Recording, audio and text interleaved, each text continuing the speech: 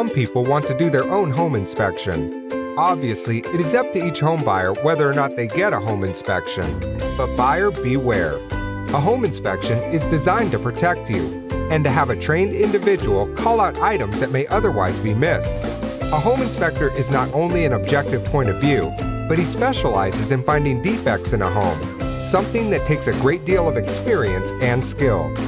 Also, most home inspections cost relatively little compared to the many thousands of dollars that buyers save using an objective report from a professional inspector during negotiations.